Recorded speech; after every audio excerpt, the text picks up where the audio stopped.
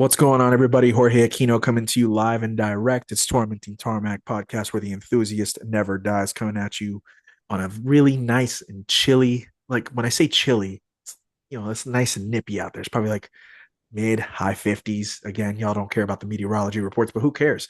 We're right here on the west side of Bird City and Surprise, baby.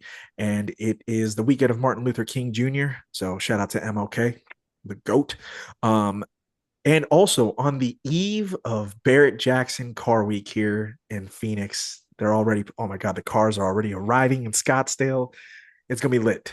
It is going to be lit. So if you're listening by now, at this time, which will probably be week after Barrett, um, yeah, just know that I will try and hit up everything and anything that I possibly can, and I will probably geek out at every single cool car that's down here. That being said, let's go ahead and get into tonight's episode because Victoria Eskew is joining me all the way from New Jersey, and she is the founder of Tune Up Social, which is a social media company that's kind of really taking its own reins. It's just going its own way and doing killer stuff up on the upper East Coast. So Victoria, welcome to Tormenting Tarmac. It's an absolute pleasure to have you. How are you tonight? Thank you. I'm doing well. All right. Thank you for having me. Doing It's my well. pleasure. It's my pleasure. I'm really excited to go ahead and get a chance to talk to you because, other than loving cars and loving car culture in particular, as I've been ingrained into this thing for what is now the fourth year and whatnot, and even prior to that, I've always taken a kin to the growth of social media, and whether that's the events portion of social media, whether it's actually pushing things on social media. Hell, I mean, I didn't even mean for us to go ahead and do it this date, but we're 2 days away from the banning of TikTok. So I think we should probably, I'd love to get your thoughts on that too as we go along with the conversation. But either way, I'm very excited to have you on because you are really setting a footprint out there and just kind of going with the flow and taking the bull by the horns here. So congratulations on a ton of success already pretty early on, mind you. Um, so let me start off here for 1 second because we were chatting offline, and I'm not going to go ahead and blow up your spot, but you know Please do. Oh, okay. Well, you Go you for you it. told me what you're doing as your normal job. So Tune Up Social isn't your full-time job, but it's your full-time job in the sense you want it to become your full-time job. You said it. So You got it. is that kind of Exactly. what it is? So where did it even start for you in the sense of like wanting to go ahead and build this thing from the ground up? You literally have one employee. She gets paid by the hour, which is you. Um, Right. what made you go in that direction, especially in a timeline like where social media is on the come up like massively. It's not even on the come up anymore. It's you have to have some sort of social media presence. Right. So what made you say like this is the direction I'm going to go to, in particular in the car space? Yeah.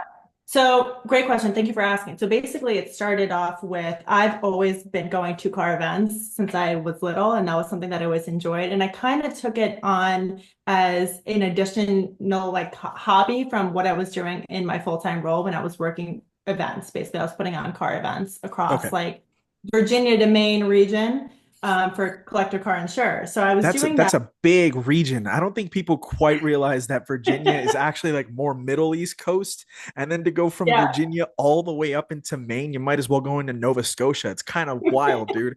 That's a big area. Yeah. Basically all of New England almost. Oh, it's bigger than New England because Yeah. basically New England, I think technically ends like New York. So anything below that, so like Maryland, DC, Delaware, everything down there. Technically the South by technicality. Right. Or like mid-Atlantic. I've heard that. Mid-Atlantic. Exactly.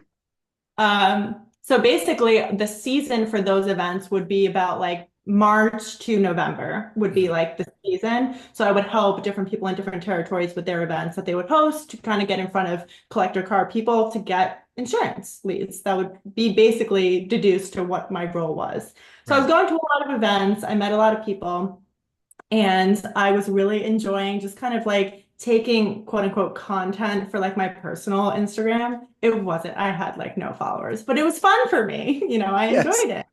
And the biggest highlight for me was meeting amazing car owners. Mhm. I mean, the people I know today is because of people I met 3 or 4 years ago working these events. So It kind of started off with that, and then a friend of mine um, was talking. We were having coffee one day, and she was talking. She's like, "Victoria, you're really good at the socials. Like, my sister owns like a hair salon. Like, would you want to help her with her socials?" And I was like, this is an interesting idea.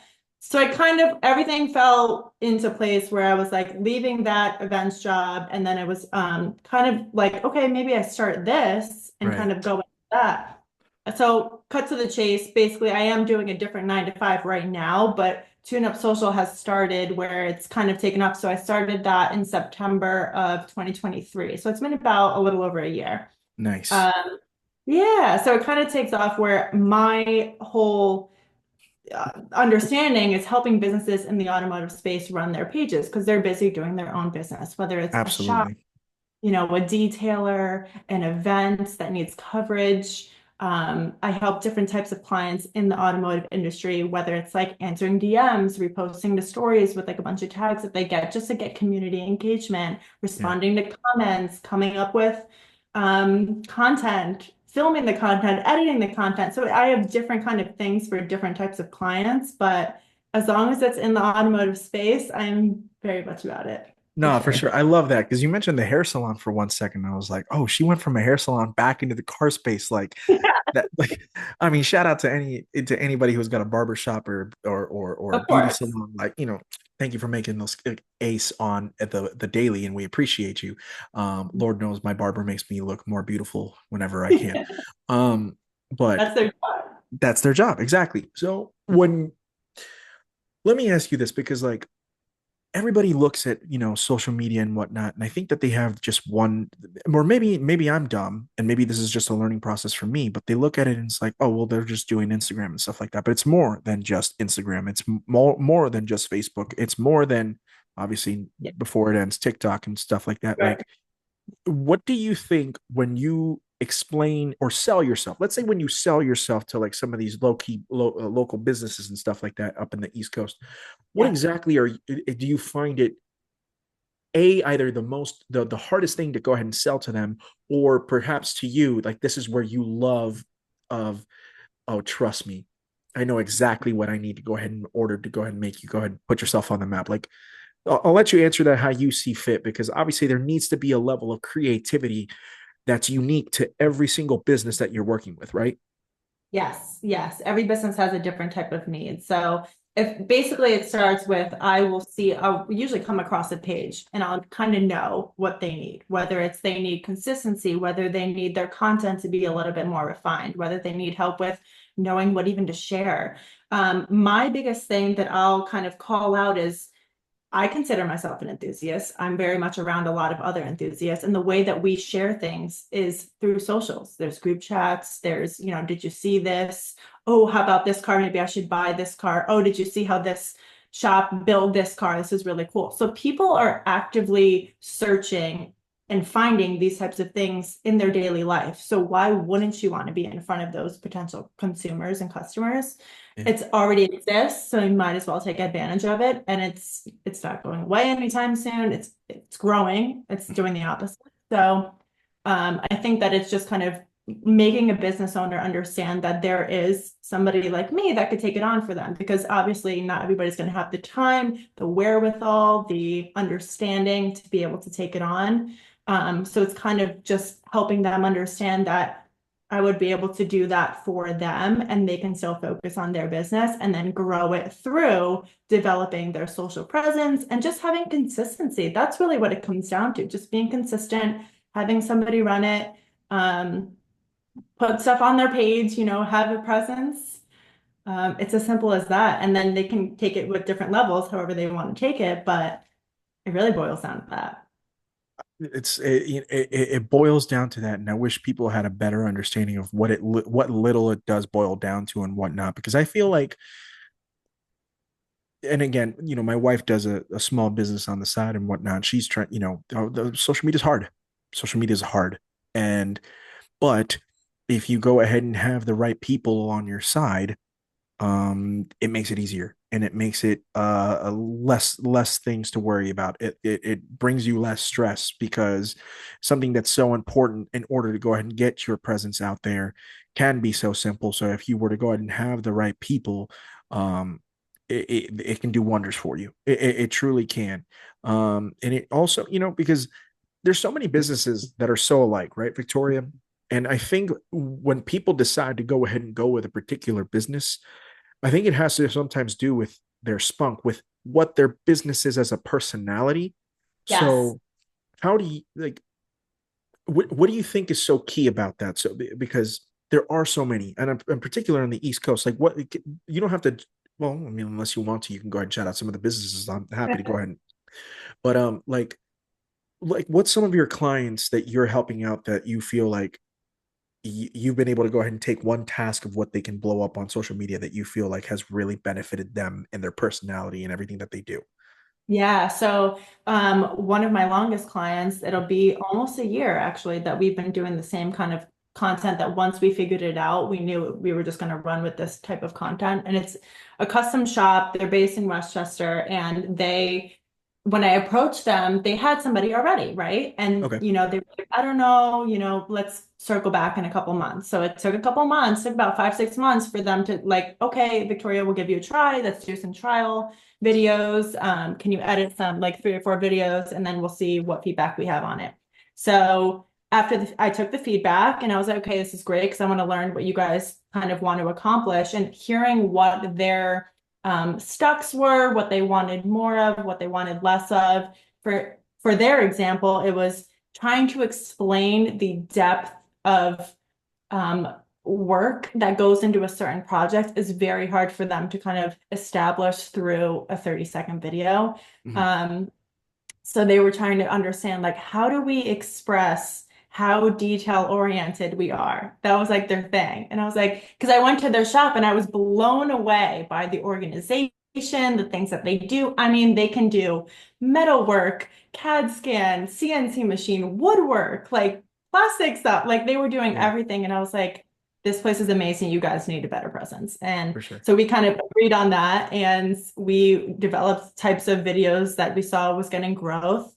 We hit like 1 million views on like the second video that I had posted, so it did really well. And it was just kind of explaining yeah, it took off. We were very lucky, both of us. Yeah.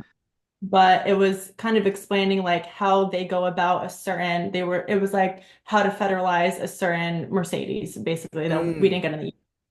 So obviously that's going to do well because people for are sure. fascinated by stuff Well, like different. especially the timelines now. Like, we're Right. hitting the 25-year marks on Yes, everything nowadays. And it's I just like the good know. stuff is finally coming. We waited for so long. I Yeah, waited my entire adult life to go ahead and finally see R34 GTR Skylines come up. And it's like exactly. they're finally Exactly. here. They're 200 grand, but they're finally But they're here. here.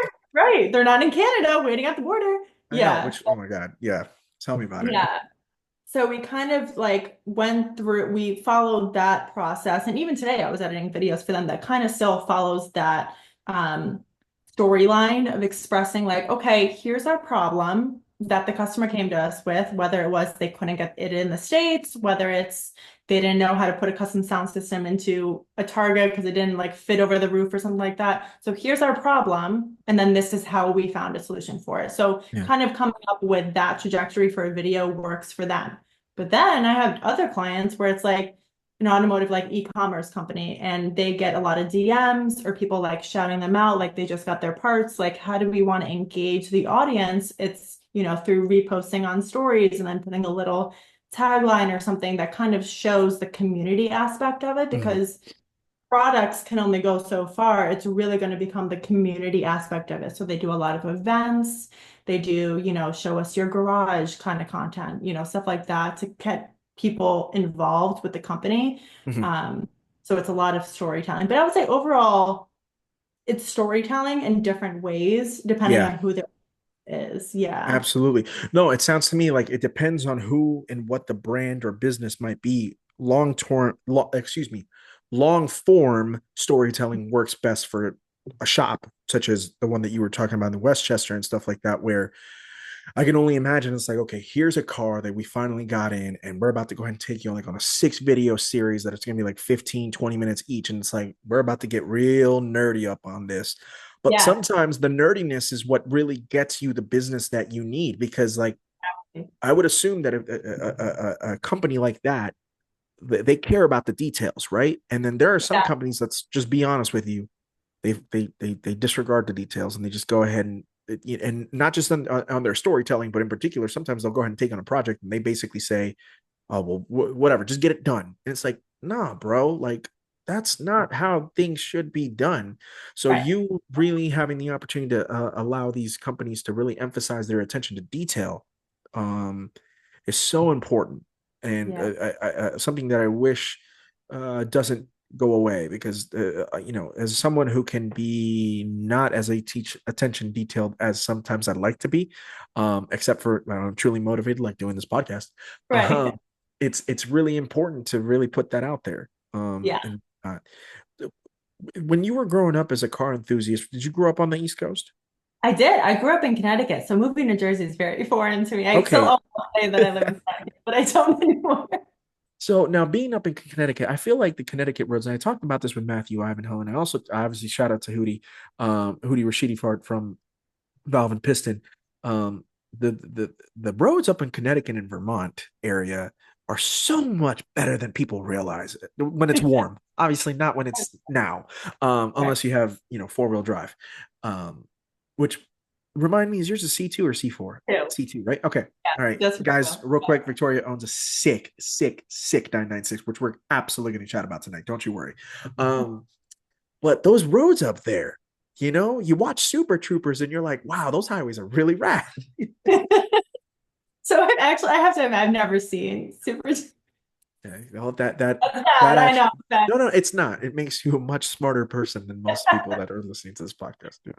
We'll Or at go. least me. Let me say that. Like, it makes you smarter than me, because I have watched that movie. Even though it's hilarious, it's one of those, like, I don't really need to watch it, but it's hilarious either way. So Right, but it's funny. Yeah, exactly. It's exactly, comedic relief. Yeah. for sure.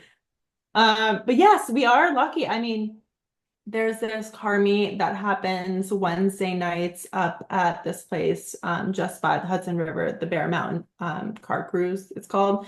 And it's just like everyone likes it because the roads that you drive to that destination are what make it an enjoyable experience, right? So you're Yeah, going on the back roads after work on a Wednesday. It's like 5 to 7, something like that, before the sun sets in the summer. So all the people kind of take these fun roads that go up through Orange County in New York and take it up like the Palisades in New Jersey.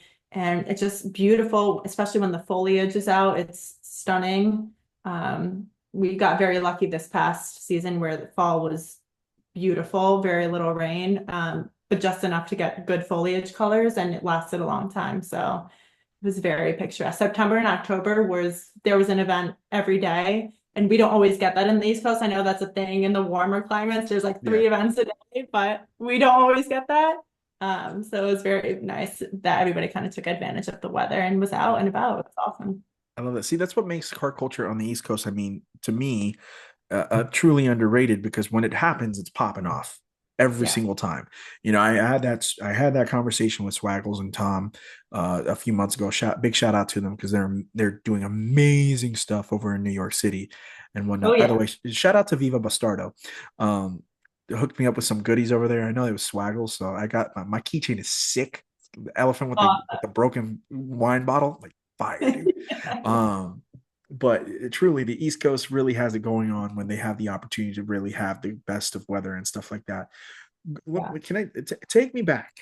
I Mhm. always like going back in time for 1 second. If you don't mind me going back to at least little kid Victoria, the little kid Sure. enthusiast and stuff like that. High school, gets her driver's license, gets her first car. Like, what was Victoria's first car? My first car, so everything previous to what I have now is not that cool, but It's okay. basically, My first car was a 1990 Honda Accord with an automatic transmission. The hey, only you cool know thing about what? it, yeah, What were you gonna say? the only thing about it was that it had the automatic seat belts, which The was a one that went 90s thing. over the door? Absolutely. Yes, those were I kind of so, missed that.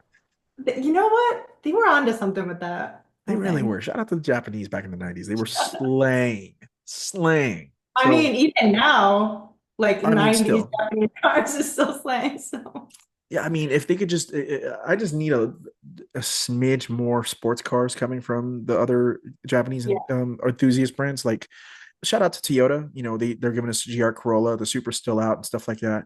Nissan, Yeah. who might be going out of business very soon unless they finally get bought out by Honda. The Z is still kicking around and stuff like that. And of course, Honda's got the Type R, which is Right. yes. But I miss the days of the NSX and of course the Supra Yes. and of course the RX-7 and the Skyline. And Yep. I was my second car was a Nissan 300ZX and Oh, whatnot. cool. Yeah, Yeah. that was shout out to my mom for co-signing with me on that car back in 2009. You know what? Okay, To good. this day, yeah, to this day, I'm pretty sure, even though she won't ever admit it, had I had my other car, I don't think that my girlfriend, who ended up becoming my wife, shout out to my wife, Mhm. would have probably looked at me. But not that she ever cared for that car, but I think it had slightly. I think it It was played a slight slightly, role. slight. Yeah. Yeah. She saw that I had the green Z and she was like, okay, I see you. Point. That Yeah, adds point. absolutely. Oh, Absolutely. yeah, But it take does. me back. What was your first car? So it kind of started off. My first car was a 95 Mercedes C280, so a sedan, the small like C class. Okay. Uh, and the story behind that is because that was my grandmother's car in Florida. So she had like a diesel S class, and then she Okay. got that after. But she was like 99, I want to say 98 or 90 when I was 16. So we had to kind of say, you can't drive anymore. So the car went to me, so she could no longer drive. So it worked out I with, got you. the Did you years of drive it. it from Florida up to Connecticut? Yeah, so my family, there's the four of us, my parents and then my brother, we took it from Florida and drove it straight up. And That's yeah, it had like the shifter was funny where it was PRND and then like low or like 3 2 low or something like that. yes. And my dad was driving it for like the first like Florida through like Georgia and around like Atlanta, I want to say. We noticed it was in like three. It wasn't in drive, so it was in like third gear Oh, for dude, he was however. getting a horrible fuel economy. Yeah, he was like, "Oh, this makes because it slips. It Yeah. would slip down. It wouldn't like click. It would just Hmm. like slide down the gear selector." So yeah, but I mean, I had that car, and then my brother had that car, and then it ended up getting sold when he went to college, and he's 2 years behind me. So we had it Okay. for 4 years, I want to say. That's pretty cool. And I mean, again, Yeah, so a 95 C280. So that was the very bubble. square. Oh, it's still super square. Okay. Yeah. Oh Yeah, man. flat I would where have the kept that, Victoria. I would have kept that. I Yeah. wanted to so bad. And the story is that my dad ended up selling it after my brother went to college. And I Gotcha. was already through college. So, and then I heard that it got crashed. So I was That's terrible. I'm sorry to hear very that. sad. That's Yeah. brutal. Ugh. Sad. Whoever Uh, whoever crashed that car, shame on you. It's yes, terrible. I agree. I'll So I'll say it for you. Shame on you. thank you. Yeah, I concur. I sign off on that. For sure. But it lived a good life. I think we had like 200,000 miles on it. It That's what's lived up. yeah. Nice. Was a So from the tank. C280, you go to now that car got you through college itself as well. Well, I didn't have a car in college because I was in Boston, so we didn't really have cars on Okay. campus. I Yeah, didn't you don't need a need a car. car in Boston for I didn't sure. need a car. Yeah, I only drove it in the summers when I was home. But so when I came back, I moved to the city again, didn't need a car. So after I came back to Connecticut, I got a Mazda 3. That was my second car, Okay. technically. So a Um, very normal mundane car. Normal, run of the mill. Mazdas are great. Hmm. Honestly, so reliable, never any issues, never had to worry about like maintenance problems. So it was super easy to maintain. And then after that, I was working for the events role, so I needed a bigger car to fit stuff to bring to events. So I Okay. got a Mazda CX-5, which was Which also a super. everybody loves that car, dude. I recommend it to anybody shopping in that class. Yeah. It's definitely better than the CRV or the RAV4 that's in that category. It's the best out of those Yeah. options. Um, it was great. Again, super reliable, great gas mileage because I was driving all those miles. It was perfect for what it needed to do. So it was perfect. Absolutely. Okay. And then now we're at the 996. So that's So kind of very short list. okay. Okay. Now the 996 going from a CX5 to a 996 makes sense Yeah. only if you're a car enthusiast, clearly. which is perfectly fine. So, a, I love a 996, and I think I've shared this mutual love Yeah. with you on a couple of different occasions. There's friends of mine who probably will listen to this podcast who there's a few of them who are also fellow 996 appreciators, and then there's the other 911 owners who it's cute, and that we'll leave it at that. They're not about the 996s. They think that it's the I ugly know. stepchild, which we Yeah, understand. we get So it. we get it. It's all good. It's all gravy. But I want to know why you went with a 996. Now it's lapis blue, right? Yep. So my now you're in the Porsche gang. Lapis blue. Would you say that that's closer to what would have been now gentian blue? Because like gentian blue to me is like one of the coolest blues Porsche makes. Like if I could get a Yeah. 992 touring on gold wheels in gentian blue, chef's kiss. Mm, Yes. Agreed. yeah. Gentian blue is definitely a rich color. Mhm. Um, with the gold, yeah, it definitely would pop like that. I get it confused a lot with like the ocean blue metallic, I think it is. Yeah. Uh, a lot of people ask me if that's the color, but lapis blue, and after I ended up getting it like paint corrected just because I wanted it to get like really pop with the paint, and it really shows purple, like in the Mm, light. If it's I like really that. green, it'll get a little bit of purple in there, like a rich indigo purple. So that's, I mean, gentian's, I think more, I don't know if it has much purple in it. It's Yeah, more I'm not flaky though, right? Isn't it like flakier, if you will? Doesn't it have like because it's not a sure. gentian blue, if I'm not mistaken, is not a PTS color. I believe. I could be wrong. I don't know. I'm not sure. I have to go ahead and clarify that to anybody who's out there that has a 992. If I'm Yeah, saying something fact. inaccurate, please don't hate me. But Yeah. I love dark blues. I'm a dark blue guy. It's just a great color. I mean, I'm a New York Yankees fan. So There you obviously, go. like navy blue is probably like what does it for me and whatnot. But Right. like, so you went with the 996. How quickly did you jump into that 996 after the CX5? Or were there other things that were in your mind of like, oh, maybe I won't get a 996? Because I'm not too sure. I take it that you are a Porsche enthusiast, but was that it? Was like, okay, after the CX5, I'm going for my 911, or was there other things that were in the running too? Wow. So I was sticking with SUVs at first, is what I was looking at. So, I mean, I'm very much still into G-wagons, like the W463s. So anything from like early 2000s to 2011, that range before they Yeah. went to the twin turbos for like the 63s. So that was like Uh, G55s, right? exactly. And Okay. 500. Yeah, Yeah. exactly. Yeah, so I was very heavy shopping it for those, and I had a couple PPIs done, and they were coming back with a lot of issues, and I was like, "Oh, is this a sign? Is this a sign?" So my friend that was helping me look for cars, I test drove like I think it was a C5 S6, if that's right. So the wagon S6 Oh, the Audi. what Audi S6? Yeah, yeah, yeah, yeah. Okay, Yeah, cool. yeah, yeah. I Hmm. test drove one of those. I was looking at 997s as well. I was cross shopping between the 996 and the 997s. Okay. What was I looking at? Other cool Mercedes wagons. I mean, they have a bunch. Mercedes clearly runs deep in in you. Obviously, I getting a know. C280 and stuff like that, and obviously telling me your love for, early 2000s G wagons and stuff like that.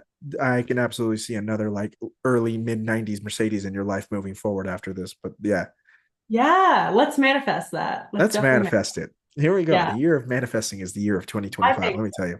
Mhm. yeah. Big manifesting energy. So For we'll sure. put that in the universe. But yeah, I was looking at Audi like S4s. Like I was everywhere, Right. everywhere with everything. And then my friend that was helping me kind of like look for cars, he's very knowledgeable with kind of like different values and what's going to be reliable. He knows me too. He knows like my daily life, what I need, how many miles I'm going to put on a car. So he saw this listing for this 996 and he sent it to me and I was like, I don't know. Like it had the dealer pictures with the graphite gray interior. And Okay. in those dealer pictures, it's very sterile looking, is like how I describe. You know what I mean? Like that gray, it's like Boring.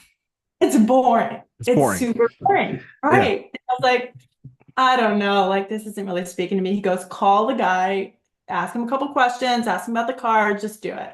And that conversation went really well. The guy was super excited to talk to me about the car. We had a great conversation, told me about the history of the car. It had a great history. It was a West Coast car, actually. Okay, cool. Um, it happened to be in Ohio. I think it got traded for something else at that specific dealer. Um, so we had a great conversation and everything happened within like 2 weeks because I needed a car and this lined up and 2 weeks later it was mine. So it came back with a great PPI and I've put 10,000 miles on that car since I got it and it's not even been a year. I was Yeah. gonna say, how long have you actually owned it for at this point? Since July. So what is that? Wait. 7 months. 7? Seven Yeah. months.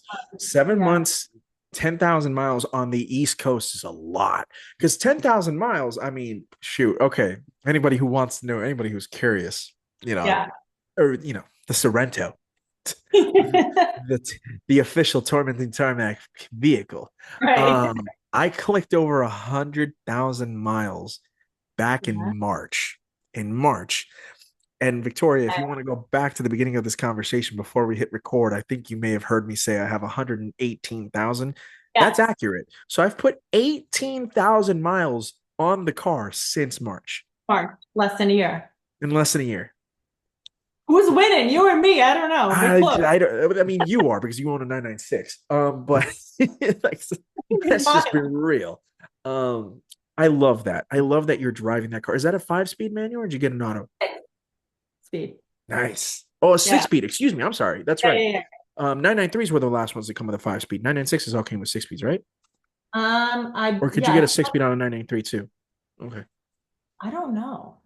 I I don't don't know. know. That's a good question to ask one of my fellow 993 friends out Yeah. there. Not because I think you could go ahead and get a 5-speed. Maybe I think 993 did come with a 5-speed. I think 996s did come with 6 speeds eventually. That makes sense. So it's a C2. How many miles are on it? Because you got 10,000 on them that you've put on yourself. So what are we looking at mileage wise in total? Yeah, so I'm at 105,000. So I Okay, got it that's 94,000. Yeah. that's good. That's good. And everything is because obviously I think the 996s aren't they notorious for the IMS and stuff like that. Yeah. And But the board. yeah, Yep. my understanding is the key to not having to deal with those issues is drive your 996s and put miles on them. Is that right? That's my understanding. Check. Let's go. Drive your 996s, people. Drive your 911s, people. Drive your 911s. Just drive your cars. Yes. No, I did see your very funny post that you put last weekend, which is part of your newest YouTube video right now, which by the time that this releases, will you have dropped another YouTube video for yourself or not, or is it still in the can? Yes, I need to finish editing. So yes. Okay, fair enough. By the way, real quick before I forget, let's go ahead and put it out there. Victoria does have her own personal YouTube channel where she puts up all her car adventures and car vlogs and stuff like that. Is Victoria your middle name, right? Yeah. Juliet. Juliet. Okay, go Mhm. subscribe right now, please do so. I am subscribed. I really enjoy the content. I like it because it's again, I grew up in the '90s, right? I was born in '89. I grew up in the '90s. I grew up on Macaulay Culkin and Home Alone and stuff like that. So the aesthetic of New York City and the East Coast and the bright lights, I love that. Even though I'm a West Coast kid who's from Puerto Rico, mind you, completely different dynamic. But either Okay, way, yeah. yeah, shout out to my Puerto Rican peeps out there. But I'm a West Coast guy. I've been in Arizona my entire life. I'm a desert rat. But even then, I look and I'm like, man, New York City is where it's at. And when I've seen because Victoria's only got like 3 or 4 videos on there, so it's not too much. But every single bit of content that I've watched, I'm like, I get the vibe, I get the aesthetic. It's really cool. It's very demure, it's very classy, but still very dope. You know what I mean? And you clearly are having a great time. When you decided to go ahead and do your YouTube channel alongside popping up with Tune Up Social, was that meant to go ahead and coincide together, or was it more I'm going to go ahead and do this because it's more liberating type of deal? You said it exactly. More liberating. It's just another outlet to be creative and kind Yeah. of share um, I went to so many events last year and I was like, let me pick up a camera and document exactly what I'm doing because I'm driving so many miles. I'm going to all these really awesome events. I'm meeting some really cool people. I'm seeing amazing cars. So I might as well start documenting, if nothing else, from my memories as like a literally a video log, a Yeah. vlog. So I understand like and look back and be like, oh my God, when I'm 45, I'm gonna be like, I was so cool when I was younger. I went to these cool events. No, I'm Hey, just come kidding. on. You and I are gonna be dope as fuck when we're 45. Let's just put it out there right now to the universe. Again, manifesting a dope ass 45-year-old self when I'm in 10 years from now, for me, at least. Yeah, let's put Um, that in the universe. just putting it out there. Who knows? I don't know I think when we're you're on the turning right track. 45. Are we on the right track? Are we around the same age? Is that right? Oh, no, Okay, all right. we're not the same exactly, but I'm saying we're both on the Okay, right track, fair being dope enough. by 45. All right, fair enough, fair enough. Because that's what I was wanting to go. Are you like are you like an early or late millennial? Or are you more Gen Z? Where do you fall around? I'm not, because I want to be respectful and not ask your age, but Yeah, right. You you gotta know, get around. but you kind of, I get the vibe that you are around my Okay, age. I'll just say I don't know the millennial Gen Z line, but I'll just say I'm a few years younger than you. Let's Okay, see if that's fair. All right, cool. That's that. fair. I'm not far Um, behind. AK. Oh, okay. So you're in the same decade as me. Okay, cool. So Mm, then you get it. yeah, All right, got it. yeah, Cool. exactly. So then So you I would get the reference of right almost. there. You're right there on the line. Like my little sister just turned 30, and she's like the cutoff of Okay, millennial. I think okay, okay, anybody born after 1996 is a Gen Z. If you were born okay. like 95 and before that, then you're a millennial. So if you fall like right there, then you're Gucci. Yeah, Uh, I'm right there. I'm right not, there. not, and I love my fellow Gen Zers out there. Y'all are great people. Y'all keep me young. That's right. Um, but that's what I really like is this fun vibe aesthetic that you don't necessarily get over here on the West Coast. Because again, it's the fall, like you actually see the leaves turn brown. It's kind of like, I don't know, like I'm a big fan of like excuse me, the UK YouTube scene to an extent. Like there are several that of the YouTubers out there, not just me 150, but Seen Through Glass and Mr. JWW. Like for about the Yep. last 10 years, like I've watched that content, and New York City has that vibe because it's, kind of a colder city and stuff like that. And, it has seasons. And really, I really get a chance to go ahead and kind of live vicariously through that because of what you're putting out on screen. You know what I mean? Thank you. I appreciate hearing that. That's so funny that you say that because I think the same thing about like when I'll watch literally people do like a 30-minute walkthrough of like California Cars and Coffee. I'll be like, oh, that looks awesome in January right now because I'll look Yeah. outside, It's all 29 degrees. dreary and whatnot. Right? Yeah. I think I'll tell Yeah. you what is our temperature right now. I said that it was like mid 50s. I don't know if that's actually entirely accurate, but I want to say right now it is. Oh, I was on it. It was 55 degrees. It's 55 degrees right now as we Wow. speak. It's 6:30 in the evening. Sun's gone completely and stuff like that. And it's just nice. And I'm sure that New Jersey is not that nice right now.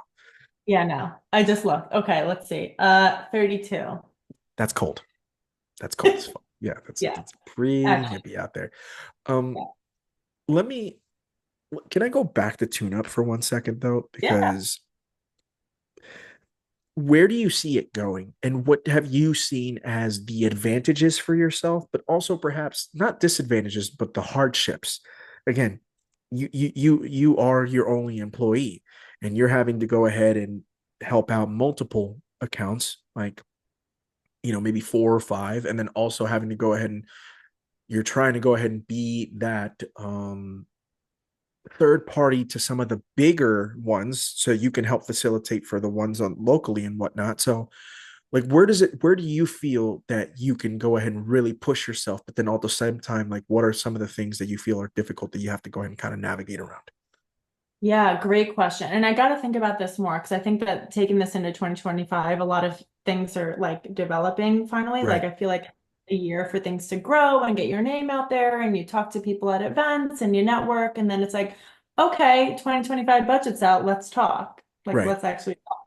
So, it's right now I'm going through a great transition phase of, things are starting to grow and it's very exciting. But it's the challenge to answer that question is just going to be understanding what I'm capable of as a one person show versus Mhm. like where I ask for help, whether it's editing, whether it's, just really editing is the biggest thing I would say that time user. But not It's just editing, editing to the style of what should be tune up social. Because you can go ahead and get anybody to go ahead and come in from the street who's a really great editor, but you also have to go ahead and keep the style of what makes tune up social unique to all of your clients, right? So, like, that's got to be even the trickier part once you go ahead and start to bring in people, right?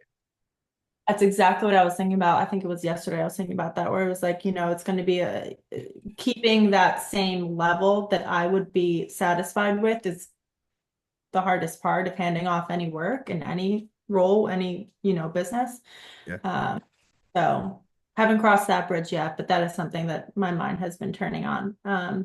But in terms of growth, I mean, I want to go to more events. I think, a goal for me is to be able to cover content for events because I go to them so much and I would love to take that over for a client that is an event. So I want to travel for that event. I want to cover that content. I want to, interview the car owners. I want to, give a insight to what it's like at that event for people that can't attend the event on social. So stuff like that. That's, more of my goals for what I would like to do more of on Yeah, top of what I'm doing.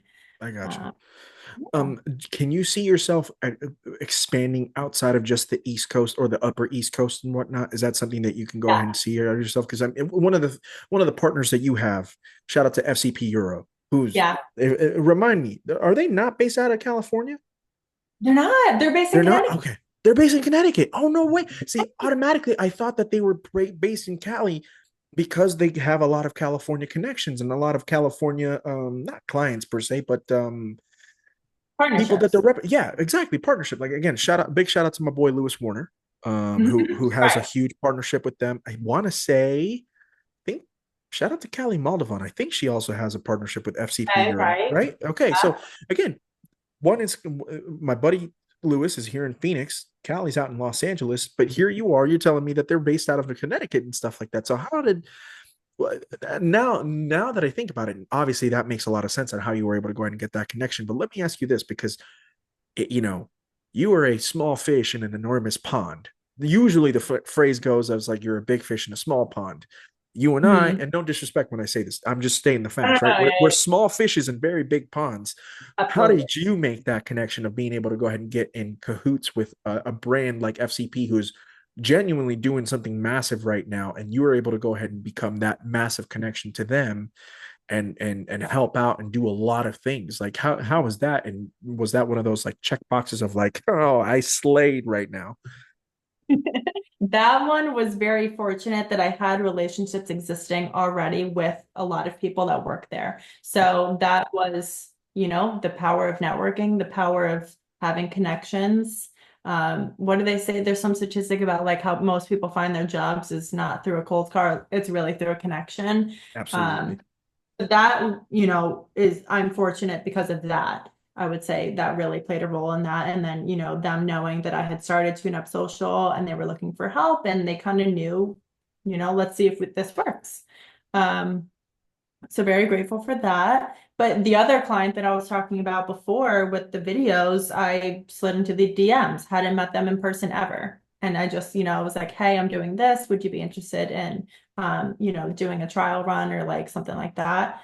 And then another client of mine I met in an event from a mutual introduction. They introduced me at an event that I was at. They had a booth and they were like, here's Victoria. She does this. Have a conversation and now we work together. So it's really about just different avenues of kind of like using your network, but also not being afraid to ask and start a conversation. Go Mhm. up to people, introduce yourself. I'll literally walk into a business and be like, hey, I follow you guys on Instagram. This is what I do.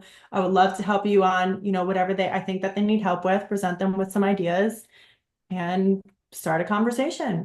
Got to be like a fearless networker. I think that's the key to any success in life in general. I completely agree. Are you also wanting to venture into like not only helping businesses out, but is something that you're looking to go ahead and work with is like with automotive content creators and things of that nature? Or is that something that you're kind of shying Yeah. away from? Like, and like, where do you view that kind of going right now? Because obviously, that is what's the word that I want to use? Not, I mean, it's not, it's saturated, yes, but there are a lot of good people doing a lot of good content. So, like, I guess, how do you, where do you see that? And how do you, like, is that something that you want to go ahead and help with some of those people out there? I would love to. I've never actually thought about that. I like that idea though, because I think that it obviously those content creators already have an existing creativity that they Mhm. know how to kind of like develop content that's going to resonate with their audience. They have a good understanding of their audience. That's key. So just kind of, understanding if there would be opportunities for me to help a content creator in the automotive space. Yes, I would love to. Okay. Anybody out there who is a car content creator and is looking for a manager, Victoria Eskew is right here saying that she's willing to take you on. Uh, just put it out there, a little PSA for people. Um, this is also for me. If anybody wants to go ahead and manage your boy and get me in contact with people that want to go ahead and pay for advertising on this podcast, I'm right here. I'm kidding. Let me ask you this, because you go to so many events, right? Mhm. And one of the things that I messaged you about, like, in October, I went to the Velocity Invitational, which is like still to this day like one of the best automotive events I've ever been to. And if you haven't gone, I highly recommend, in particular for you, Victoria. I know that, I think the other day you were like saying you're going to the West Coast. If you go next this upcoming June, I highly suggest you trying to get out there. You would absolutely love it. Okay. Oh, So wait, it's wait, that brings us back to the question you asked about like expanding. So yes, okay. I that question, expanding across just outside the East Coast. Because I am, to answer that question, I am going to California in February. So I want to kind of like see what's out there. We'll see. Everything is out there. That, I mean, Okay, well, so I hear, right. that's, yes. And by the way, once more, third podcast in a row. Shout out to Los Angeles. Uh, and everybody that's like up in the Malibu Palisades area, love you, praying for you guys, and praying to God that this stuff can get under control and whatnot. Got a lot of friends in Cali, and I love each and every one of them, and I love the state of California in general. Just, it's a beautiful state. I mean, it's right next to me. I'm like 5.5 hours away from Los Angeles on a good day, and I'm 4 hours away from San Diego. I love getting out there when I can, so I love California. And the Velocity Invitational, which was held in Sonoma, which is just outside of San Francisco, it's basically like wine country, Victoria. And so Sonoma Raceway is a NASCAR track, really. And so it's right there, smack dab in the middle of wine country. And they Oh, basically put on an invitational where like the sickest and coolest race cars ever were yeah. just zipping up and down the racetrack, and it was, for lack of a better word, the tits. And Right. it would be your I vibe, would love to go. 100%, 100%. Actually, which reminds me, anybody who's listening to this podcast, go to the Velocity. I think it's the Velocity Invitational YouTube channel, and they put out this insanely cool, like 16-minute video, 16-minute film, just kind of documenting the one from 2024, and it's amazing. Big shout out to Ollie Hoff. He's the man. Um, but yes, that's, which brings me to, what can you see in 2025, people who put on automotive events? What do you think is the key to maintaining, whether it's a cool factor, whether it's like the vibe, just not the same old? You know what I mean? I think because you got to change it up every once in a while. So, like, can I pick your, let me pick your brain. You don't have to go ahead Mhm. and give out the whole details, because obviously you don't want to go ahead and give out the whole playbook and then not get anything back for it, right? But like, your thoughts and opinions on it. I'm curious to know. Yeah, there's a couple thoughts that are coming to mind right now. So it could be as simple as there's a couple of events I go to with like the local PCA, for example. Well, they'll do different types of events at different locations. So last year they did a pop-up at like the Leica store because there's a lot of people that are into photography that happen to be part of that You're into chapter. film a lot, and I love it, by the way. Carry on. I didn't mean to interrupt, but I do see your film stuff. Shout out to you, sister. Keep going. Thanks. Yeah, I'm just picking it up. I'm really enjoying it. It's fun. Blast. So they'll do a pop-up at that kind of store. Or they did this really cool event where one of the members had a connection on Governor's Island, which is usually not many cars can go on there, which is just off the Manhattan. There's like a little ferry you could take a car over to. And they did this really unique event in November, I think it was, where they brought the cars on the ferry. There were like 10 spots. So you had to sign up to get a spot. And then it was beautiful photography as sunset, the Statue of Liberty is like in the background. So coming up with unique, intimate ideas. Intimate is like the word that I would say would be the theme of what creates a special event. Mm-hmm. Intimate can be a small size. It could also be just like more of a different eclectic grouping of cars, right? So it could be, different ages of 911s. It could be all Italian cars from like Lancias to Ferraris to Maserati. Like it could just be like different themes. And then that's the Italian event. Then it's a German event. Then it's a British event. So kind of like coming up with different themes and it becoming different. It introduces different car enthusiasts in Mm-hmm. a unique kind of way. But I think that to your point about velocity, that's really cool, is that it evokes an emotion of an era, you know? Yeah, that's a good way to put it. Yeah, like that's what I think of because that's so interesting and it's so different. And then like this year I'm going to Le Mans Classic, which is like all of the like classic Le Mans cars. And I'm very excited for that because it's so unique to have so many different generations of cars in one setting. And where else are you going to see all of those cars, let alone in where they've raced, you know? That's Um, amazing, by the way. And so let me jump off of that really quickly because you obviously living right there in Jersey, you cross over the bridge, you're in New York City, basically right there. Like, do you think that these events, do you think it's a matter of also location, or can you pull off something spectacular in a place where you wouldn't necessarily think, oh, this is the right town or the right geography? What is the right aesthetic to go ahead and pull off so intimate as you just described?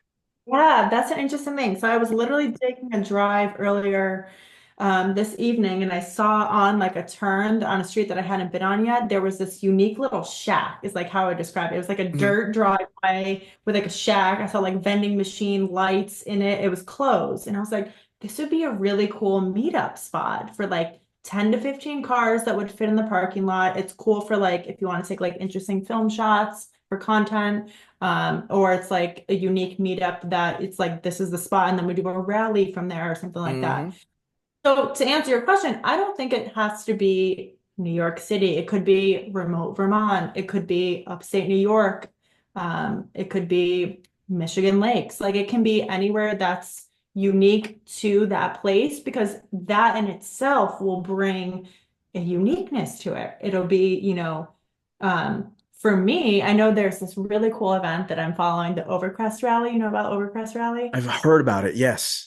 Yeah. So what they're doing is awesome. So they'll do different locations in remote places usually, and they'll curate a route. Is my understanding. I don't actually know, but my understanding is that they curate a route in these specific remote locations, and you get to be involved in whatever those local communities kind of like feel for. So whether it's Yeah. like the Ozarks or something like that in the middle of the country, it's going to bring people such as me that I've never been there to a cool place, experiencing a cool, unique experience, with this tight-knit group of people. Again, intimate, right? It's going to be an experience that just this 30 or so cars, I don't actually know how many cars are on the rally, but let's say 30 cars, just those 30 car owners and their passengers are going to have this unique experience in time Yeah. because you were a part of that event. So anything that becomes memorable and evokes an emotion back to that is going to be, I think, the future of how you develop a memorable event. God, I love that. Like, I wear my emotions on my sleeve, and so when I hear something like that, I'm like, oh, she gets it, and I'm so happy because like, and I think a lot more people are starting to get it and whatnot. But it's nice to go ahead and know it also from a smaller scale because it doesn't have to be all super grandiose. Like, No, things can be intimate. You can make it small. You can go ahead and make like just be chill. It doesn't have to be like super massive and whatnot. I think a lot of people try to go ahead and make things massive. It's okay if every once in a while we go ahead and keep it small right. and I mean, whatnot. And love that. Exactly. Think about like if I think about, let's say, a big Concord weekend. What do I remember most about a Concord weekend is like the dinners I had after the event with 15, 20 people that I had great conversations with. Mhm. Those are what you remember, right? Like, yes, going to the Concord is fun and you see all the cool cars. Yes, that's great, but the memories are going to be the people you connected with in an Right. intimate setting. So I Absolutely. think that kind of like It boils. nails it. Trust, it nailed it. It does. You also in the word that you just used, which might be what I use to title this episode, is evoking an emotion of an era. Yeah. Um, and obviously in 2025, cars are a lot different than they were in the early 2000s, such as yours. The 90s. The times that we would have grown up in and whatnot. 80s, anything like that. Do you like the direction of where a lot of the enthusiast brands are going these days? Yeah. You being someone who is so heavily involved in trying to go ahead and promote social media and promote brands and things of that nature, how do you view where a lot of car brands are moving towards in the enthusiast space? Yeah. Oh my God, I love this question. Honestly, I find myself going back, as a lot of people do, going back to the early 2000s and the 90s. Because I guess that's a roundabout way of answering my question about what I think about new cars. But there's obviously everybody says like, oh, they all look the same, like they look like a blah, blah, blah, blah. But there's a lot of benefits to obviously safety and, all these benefits that we've gone. I mean, look, the Formula One, perfect example. The Yeah. safety come a long way. That's going to benefit everybody in the end. But in terms of raw, emotion, right? The experience that you're going to have with a more analog thing, like I mean, for example, I was going to put in the PCCM, the CarPlay in the 996 originally. Right. And That's a I, huge mod that people are doing with their 996s right now. yes.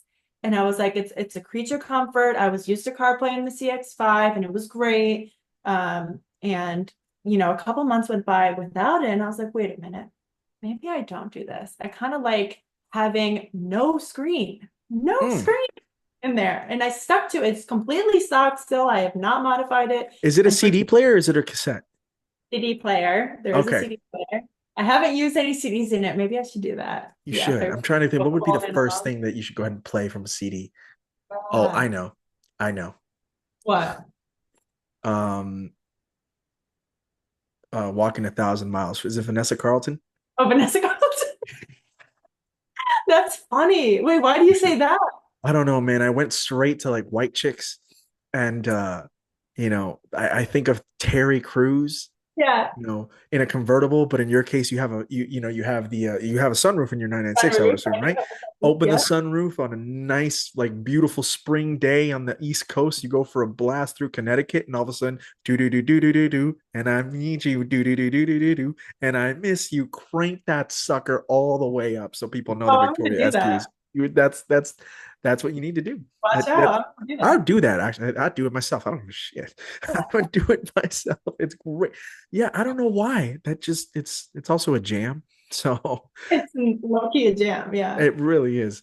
But there is something about that era. There is something about that era, and maybe it's just one of those things that it's the era that you and I grew up in and stuff like that. I wonder if people that are older, and I think people that are older have the same view with the 70s and even and especially the 60s, obviously, and whatnot. But you know, one of the things I remember messaging you because I wanted to go ahead and get your thoughts on this, especially because you have a really cool style and whatnot, was like, Jag, they're rebranding and things, and Yeah. I've had a lot of thoughts and I've put them out there and whatnot, but I want to know your thoughts as someone who is seeing this company rebrand, and you kind of specialize in helping people rebrand.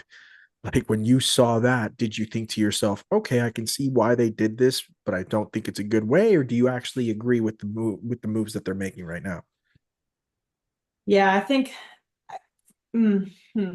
I think that there's You're allowed to be outspoken on this podcast as need be, Victoria. Do not hold all right, cool, back. cool, cool.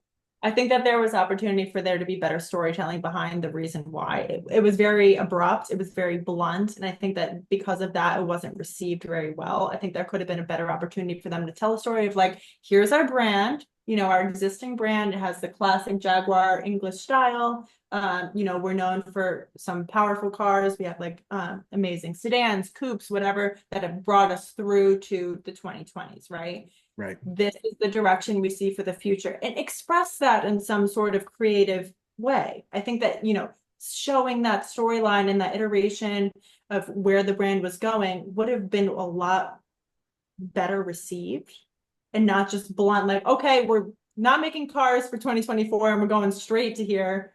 Surprise, Right. take it or leave it.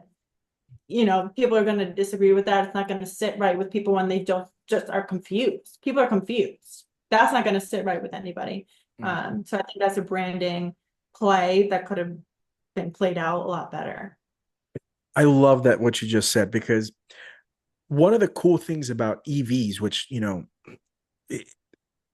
I can appreciate an EV. I don't want an EV, but I can appreciate an EV and I'll take one as a daily driver, but I'm not sure I want to go ahead and have one as an enthusiast car. That being said, when all you have to worry about is an EV powertrain, your biggest your biggest weapon is your styling, like straight Yeah, up.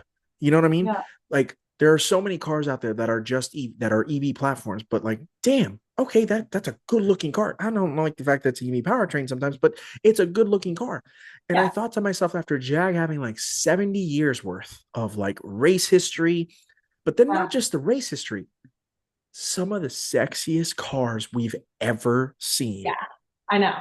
And then you come up and I've said this so many times, but I can't get over somebody's branding saying copy nothing, and then the first concept you bring out, you copy a Rolls Royce Spectre, dude.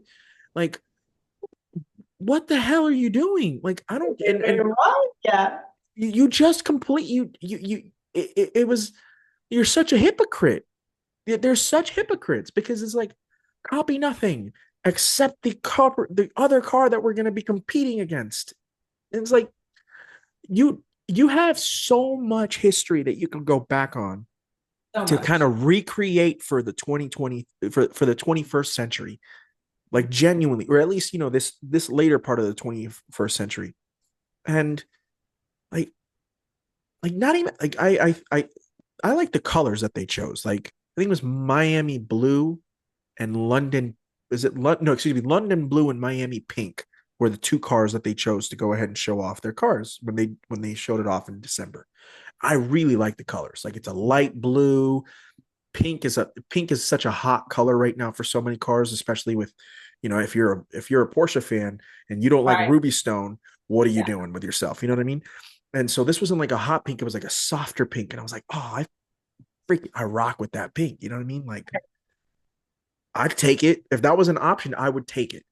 But Right. then you're putting it on cars that the car looks okay, but when you're trying to rebrand yourself, you can't just come in looking okay.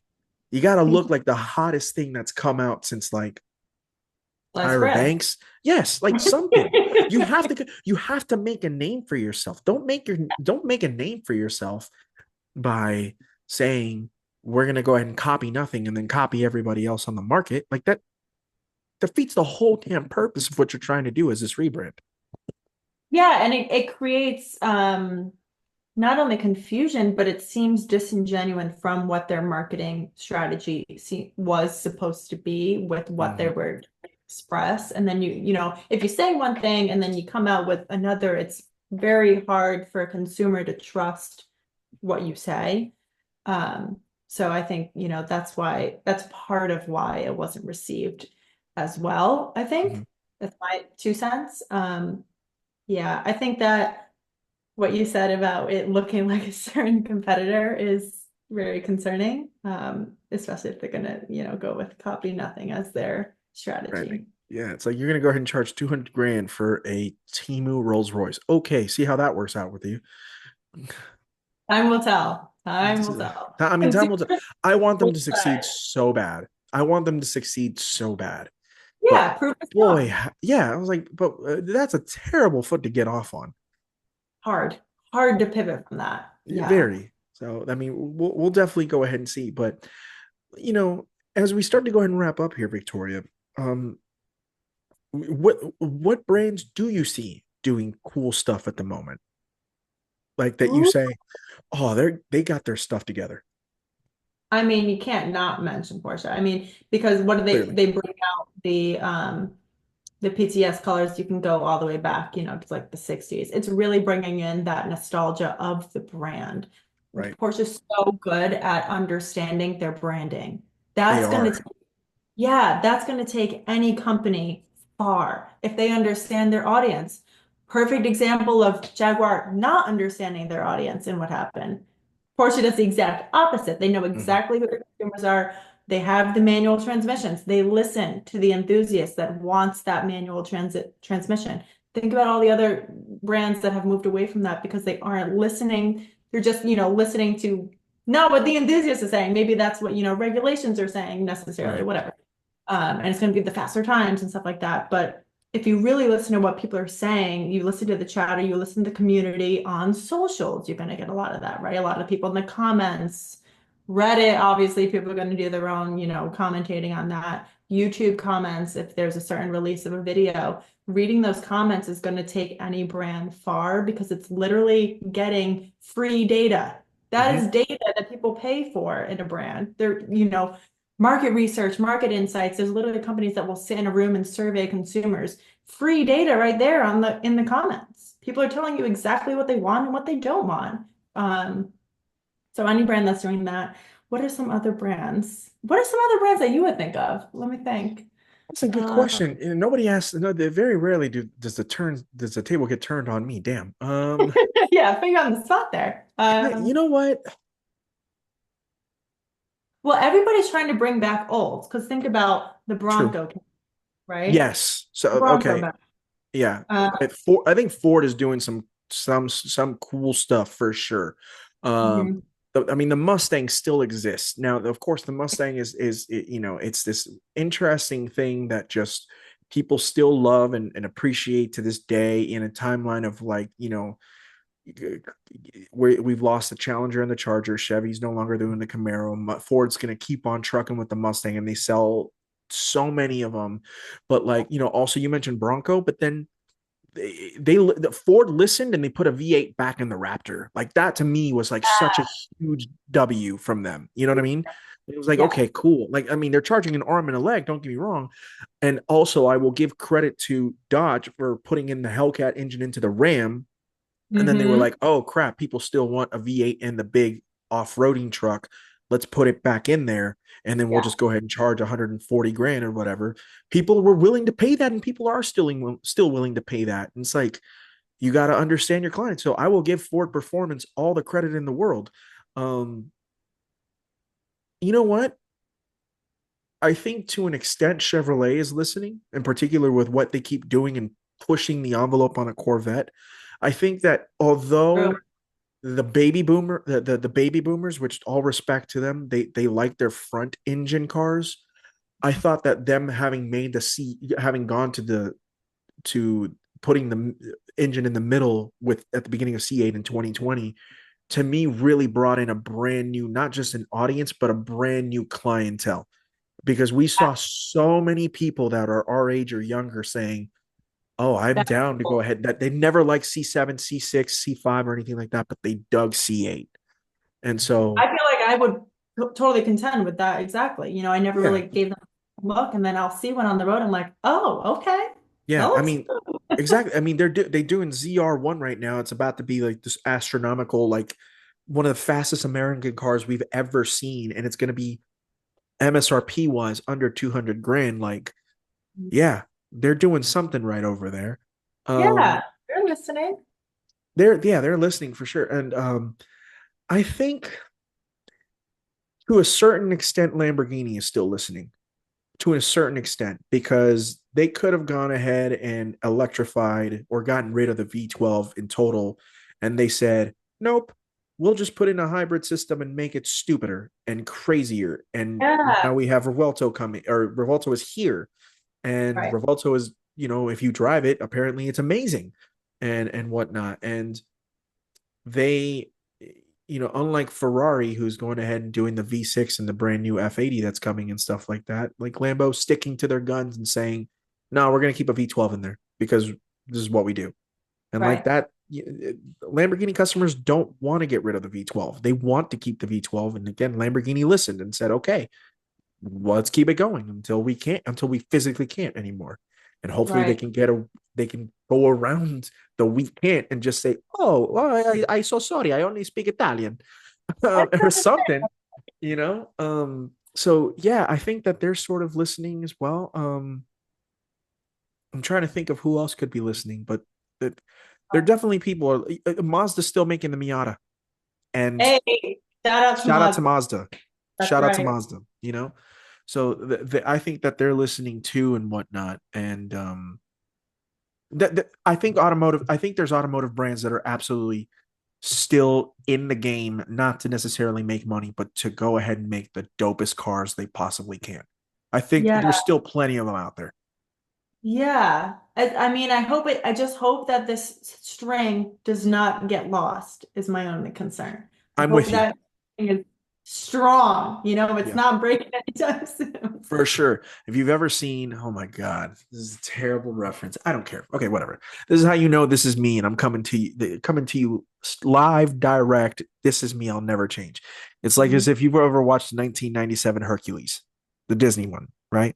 Yeah, yeah, of course. Yeah, yeah. So remember, he goes in, he dives into the pool of the dead to go.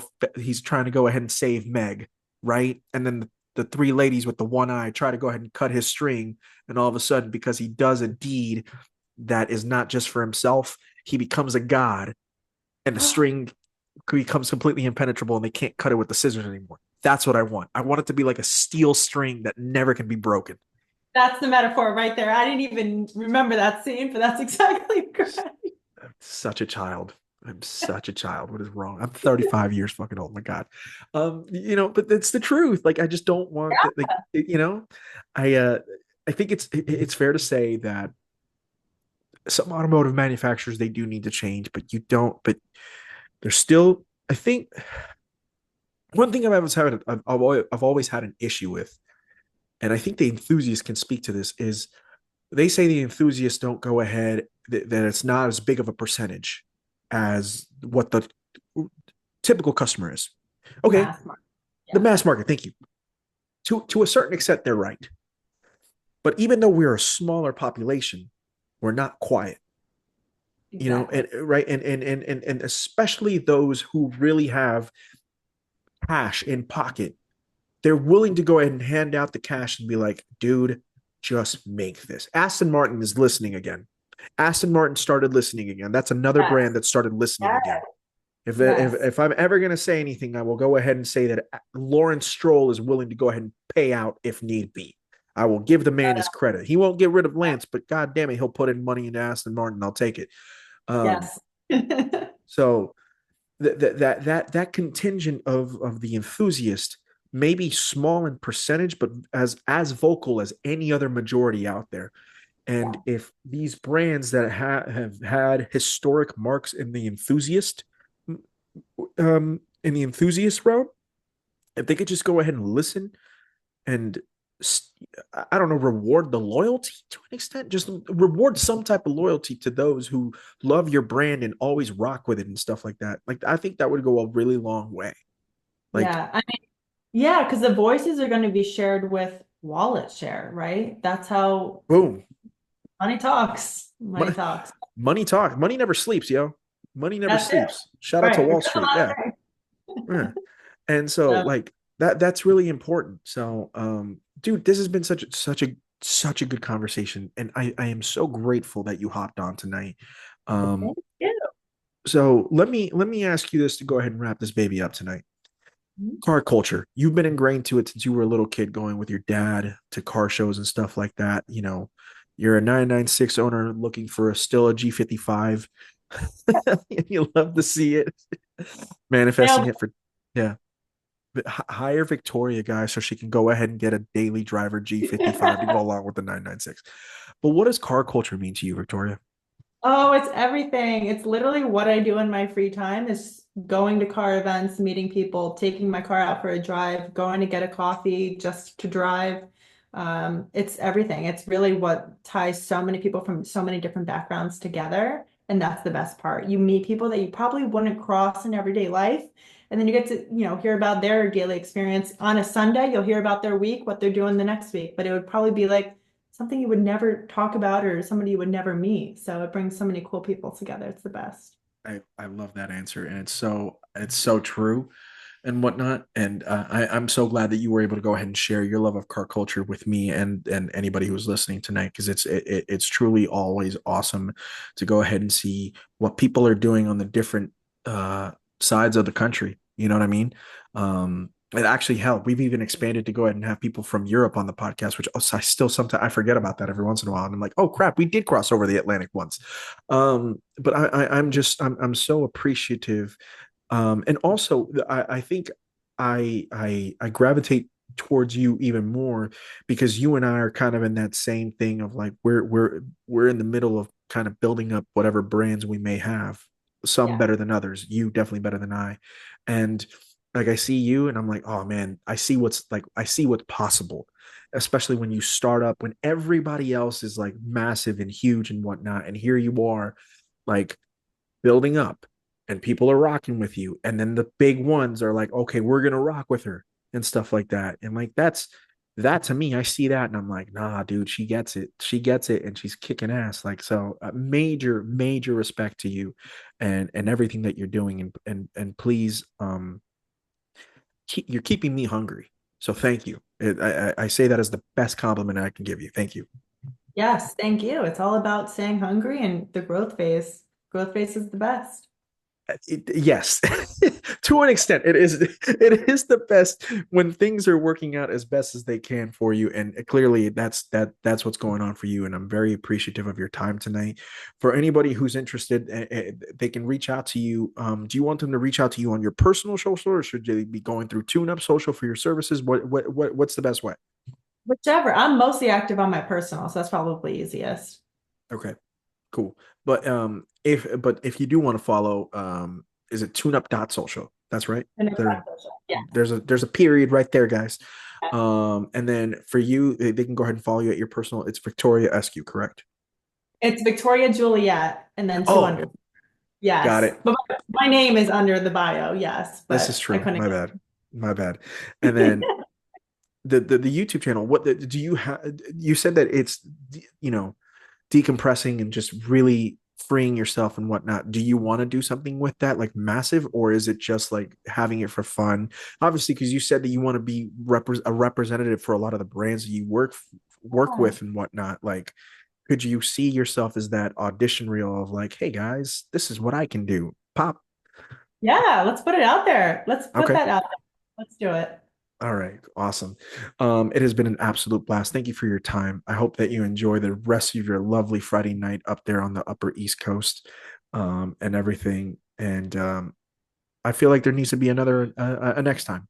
So I hope that Yeah, you I get a think chance to so go ahead and too. come on back. It would be truly a Yes. privilege. And I hope that Maybe you at an enjoy. event in person next time. That'd be fun. Yeah, yeah, the next time you're out in California, 100%, I will get out there. Or actually, you know what, man? Oh man, yo, Hootie, if you're listening, if you have an open spot where I can go to the 24 hours do my talk for 2025, There that you would be go. the tits. Yep. Um, Drop I it in love it. now. Just dropping it in now, Hootie. Send it out there to you, brother. Ladies and gentlemen, that is Victoria Eskew. You can go ahead and find her on all her social media platforms, and of course, go ahead and give a subscription to her YouTube channel. It's really actually quite fun. Oh, thank God that you got your tack and your speedo fixed. Yes. I can actually know what RPMs I'm shifting at finally, which is great. Oh my gosh, that picture of the speedo all the way at 175 and clocking over to 100K. I was like, wow, that's a ballsy way to click over to 100K. Then you watch the video and you're like, oh, that makes a lot more sense now. Yeah, I got so many questions on that, I but was yeah. You know what though? That's a good, not in a bad way, but that is cool clickbait. I, I Really, didn't even mean for it to be. I I know. was just showing my dash and I'm just like, oh, right, I forget that that's a thing. Yeah. I know. You put up the picture, and I went to watch the video, and I was like, "Oh, that explains so much." But and the dash is fixed now, right? Were they able to go ahead and figure out the short circuit or whatever? It was literally something was loose. Thankfully, that was it. Yes, very grateful that it was very simple. This is what happens when a car is 24 years old. And Exactly. it's the quirks and the features. But that all being said, everybody, I hope that you all have enjoyed this episode. Go ahead and give us a follow on Instagram. You can find us at Tormenting Tarmac. And you can go ahead and subscribe to our YouTube channel, Tormenting Tarmac on YouTube. And then, of course, subscribe on Spotify or Apple Podcasts, or wherever it is that you so choose to listen. And I do appreciate you listening and or watching on that. It's very, very much appreciated. And thanks for rocking with us here as we cranking along on season 4. But on behalf of Victoria, my name is Jorge Aquino, and you have been listening to Tormenting Tarmac, and it's the podcast where the enthusiast never dies. Good night, everybody.